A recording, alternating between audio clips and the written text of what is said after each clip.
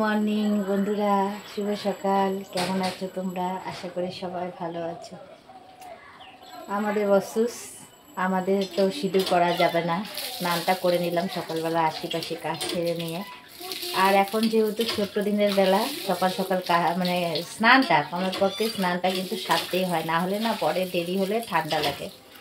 তো আমি কিন্তু এখন চেষ্টা করব প্রতিদিনই সকালবেলা ছাড়তে। আর যদি সকালবেলা একবার কাপড় ছাড়া হয় তাহলে কিন্তু স্নান করতে আর ইচ্ছে হয় না। আর আমাদের ঠাকুর ঠুকুর আছে, তো আমরা যেহেতু অচুস, এখন তো ঠাকুর পুজো কয়েকদিন দেওয়া যাবে না।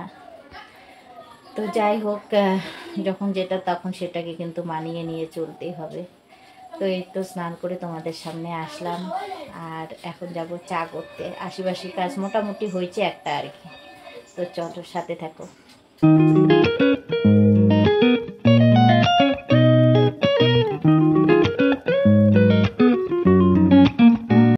এই তো চলে আসলাম রান্নাঘরে এসে একদম আমাদের এই গরুর দুধের চা ঘন ঘন বানিয়ে নিচ্ছি। আর সকাল সকাল একটু ঘন চা খেতে আমার ভীষণ ভালো লাগে, তার জন্য কিন্তু আমি ঘন চাটাই বানাই। আর একটু চা বানাতে আমার অনেকটাই সময় লাগে, কারণ যেহেতু ঘন করি এর জন্যই।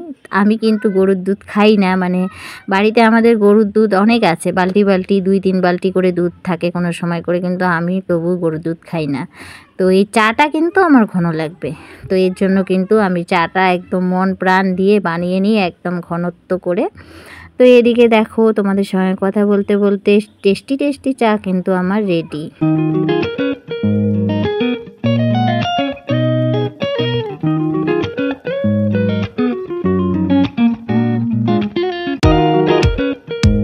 চা খাওয়া দাওয়া করে নিয়ে এই তো চলে আসলাম মেয়ের কয়েকটা জামা কাপড় মানে মেলে দিতে, কারণ ওগুলো কালকে শুকায়নি। আর এদিকে আজকে আকাশে ভীষণ সুন্দর রোদ, 4 দিন পরে আর কি আমাদের এখানে রোদ উঠেছে, ভীষণ কিন্তু ভালো লাগছে। আর আমার শরীরটাও একটু মানে খারাপ, তো এর জন্য কিন্তু রোদটা আমার গায়ে পড়ছে, মনে হয় এত ভালো লাগছিল কি বলি, মনে হয় বসে থেকে রোদ পোহাই। তা যাই হোক, কাজের জন্য তো আর বসে থেকে রোদ পোহানোর উপায় নেই। তো চলো এখন ঘরে যাই, গিয়ে কাজকর্মগুলো সেরে নিই।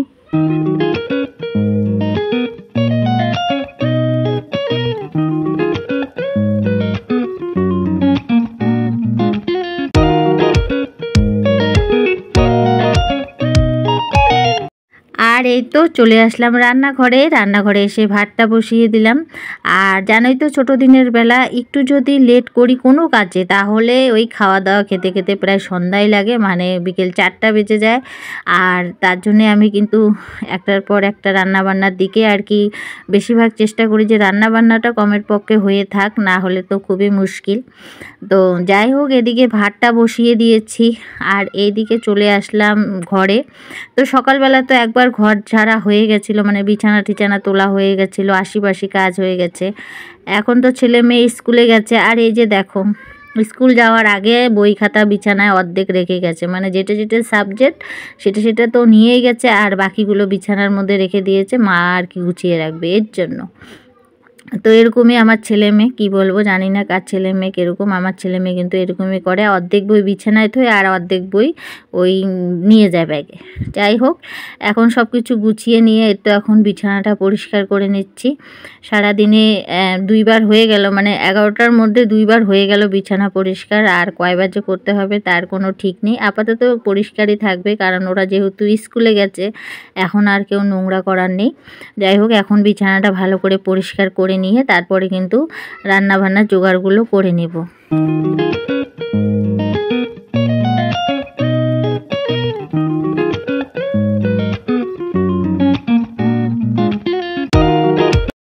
আর চলে আসলাম এই ঘরে এসে ভাবছিলাম কয়দিন ধরে যে বিছানার বেডশিটে তুলবো। বড় মেয়ে এত লেটে ওঠে, ও পরে উঠার পরে বিছানাটা পরিষ্কার করে রাখে, পরে আর বেডশিট তোলা হয় না।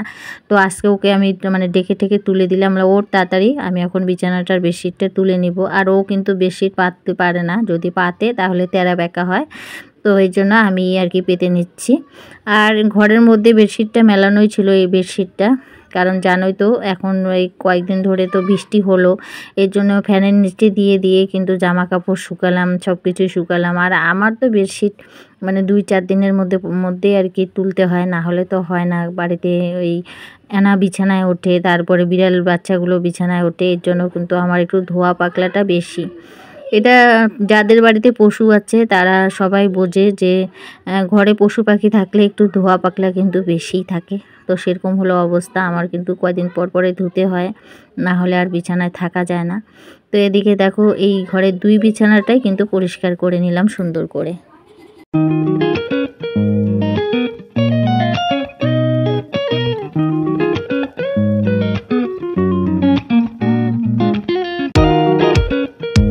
আর এদিকে বিছানাটা পরিষ্কার করে নিয়ে এখন ঘরটা ঝাড়ু দিয়ে নিচ্ছি। এদিকে তো সকালবেলা আমার ঘর মোছামুছি কমপ্লিট। আর এখন যদি আমি ঘরটা না ঝাড়ু দিই তাহলে কিন্তু এই মানে নোংরাগুলো সব বিছানায় উঠে যাবে। আর জানি না কোথার থেকে আমার ঘরে এত নোংরা আসে, আমি আর ভেবে তাল পাই না। এতবার ঘর ঝাড় দিই তারপরেও গাদা গাদা নোংরা, কি জানি কোথার থেকে আসে, আমি নিজেও কোনোদিন অবাক হয়ে যাই যে এত নোংরা কোথার থেকে আসে। যাই হোক, নোংরা আসবে আর আমার বারবার পরিষ্কার করতেই হবে। তো এদিকে কিন্তু আমি ভাতটাও নামিয়ে নিয়েছি এরই ফাঁকে। আর এইভাবে না করলে তো হবেই না, ওই একটা নিয়ে থাকলে তো চলবেই না। এর জন্য কিন্তু এই ছোটো দিনের বেলা বুদ্ধি খাটিয়ে কিন্তু এই কাজগুলো করি, রান্না বসিয়ে দিয়ে। আর এদিকে দেখো আমার চার্জার, আর এই যে এটা আর কি যেটার মধ্যে অনেকগুলো চার্জার বসানো দেয়, মানে সেটা কিন্তু আমার নিচেই থাকে, কারণ ফোনগুলো না আমি বেশিরভাগ নিচেই রাখি। সারাদিন যেহেতু সবার ভিডিও দেখা, লাইভে যাওয়া এগুলোই থাকে, এগুলোর জন্য না ফোনগুলো গরম হয়ে যায়। তার জন্য কিন্তু সারা দিন সারা রাত আমার ফোনগুলো কিন্তু মেঝের মধ্যেই থাকে। আমি বেশিরভাগটাই আর কি ফোনগুলো নিচে রাখি। আর যখন একটু আর কি শুয়ে বসে থাকি তখনই হাতে নিই, নাহলে কিন্তু সারা দিন আমার ফোনগুলো ওরকম নিচে চলতেই থাকে, একজনের পর একজনের ভিডিও চলতে থাকে, বা একজনের পর একজনের লাইভে ফোনগুলো যেতে থাকে, মানে এরকম করে চলতেই থাকে। আর এই তো চলে আসলাম রান্নাঘরে। আজকে রান্না করব মাছের ডাল। আর যেহেতু আমাদের নিরামিষ খাওয়া দাওয়া চলছে, এর জন্য কিন্তু মাছের ডাল রান্না করব, তাই মাছের ডালটা ভেজে নিচ্ছি। আর বন্ধুরা, আমি দিনে ভয়েস দিচ্ছি, আমাদের পাড়ায় অনেক বাচ্চা সবাই কিচিরমিচির করছে, শুনছো তোমরা নিশ্চয়ই আমার ভয়েসে, তো সবাই একটু ইগনোর করে নিও। যাই হোক, প্রেশার কুকারে আমি ডালটা বসিয়ে দিলাম। আর এদিকে ডাল রান্না করব মূলো, সিম, কোয়াশ দিয়ে, তো সেটা তোমাদের দেখিয়ে দিলাম। চলো কেটে নিয়ে আসি।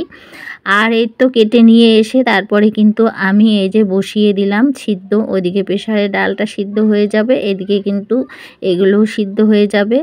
প্রেশারে দিলে তো এগুলো সব গলে যাবে, এই জন্য প্রেশারে দিইনি। আর এইদিকে দেখো ডাল সম্ভার দিয়ে তোমাদের সঙ্গে শেয়ার করে নিলাম। এটাই হলো আজকে আমাদের দুপুরবেলার রান্না বান্না। আর কি করব সেটা দেখছি। তো সেরকম কিছু রান্না বান্না দুপুরবেলা আর কি করব ভাবি, মানে নিরামিষের দিন, মানে মাথায় গরম। তো যাই হোক, কি রান্না করব ভেবে তারপরে এই যে ডালের বড়ি ছিল, ডালের বড়ি দিয়ে আর সোয়াবিন দিয়ে তরকারি আর কি বানিয়ে নিলাম, কারণ বুঝতে পারিনি যে কি রান্না করব কোনটা দিয়ে। তো ডালের বড়ি আর সোয়াবিন কোনো দিন একসাথে রান্না করিনি, কিন্তু আজকে প্রথমবার রান্না করলাম ডালের বড়ি আর সোয়াবিন, বেশ ভালোই লাগলো। এক একদিন কিন্তু আমরা নতুন মানে নিত্য নতুন কিন্তু রান্না করে খেয়ে ট্রাই করতেও পারি যে কেমন লাগে। তো বুদ্ধি করে এটা রান্না করলাম, কিন্তু ছেলেমেয়েরা আমার বড়ি খায় না, আমি খাই আর মানে বড়মশাই খায়। তো আমরা বড়িগুলো খেলাম, আর মেয়েরা খেলো, ছেলে খেলো ওই সোয়াবিন। যাই হোক, এদিকে দেখো বড়িগুলো আমার ভাজা হয়ে গেছে। আর এদিকে আমি কিন্তু সব কিছু যোগাযন্ত্রও করে নিয়েছি। এই তো সোয়াবিনগুলো এখন ভাজা করে নিচ্ছি। সোয়াবিনগুলো ভাজা করার আগে দিয়েছি সোমবারে জিরা সম্বার, আর দিয়েছি হলো টমেটো। এখন মানে সোয়াবিনটাকে ভালো করে ভাজা করে নিচ্ছি। আর যেহেতু নিরামিষের রান্না, একটু তেল বেশি করে দিয়ে রান্না করছি, না হলে না ভালো লাগে না। আর এতক্ষণ থেকে যে সকল বন্ধুরা আমার ভিডিওটা দেখছো, ভিডিওটা যদি তোমাদের ভালো লাগে প্লিজ একটি লাইক করে দিও। আর নতুন কোনো বন্ধু যদি আমার এই ভিডিওটা দেখে থাকো থাকো অবশ্যই আমার চ্যানেলকে সাবস্ক্রাইব করে দিয়ে পাশে থাকার অনুরোধ রইল। আর যে সকল বন্ধুরা এই কাজটা করে রেখেছো তাদের জানাই অসংখ্য অসংখ্য ধন্যবাদ। এদিকে দেখো তোমাদের সঙ্গে কথা বলতে বলতে সোয়াবিনের তরকারিটা কিন্তু আমার কষানো প্রায় হয়ে গেল। এখন একটু গরম জল দিয়ে দিব, তারপরে নামিয়ে নিব।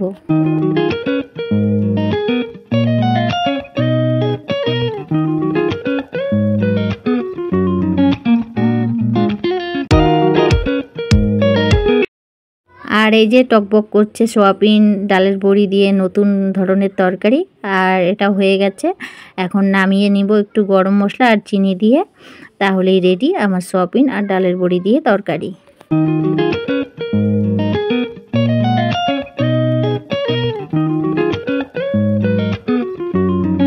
রান্না বান্না কমপ্লিট, গ্যাসটা ভালো করে মুছে নিয়েছি আর রান্নাঘরটাও সম্পূর্ণ ক্লিন করে নিয়েছি, পরিষ্কার পরিচ্ছন্ন করে নিয়েছি।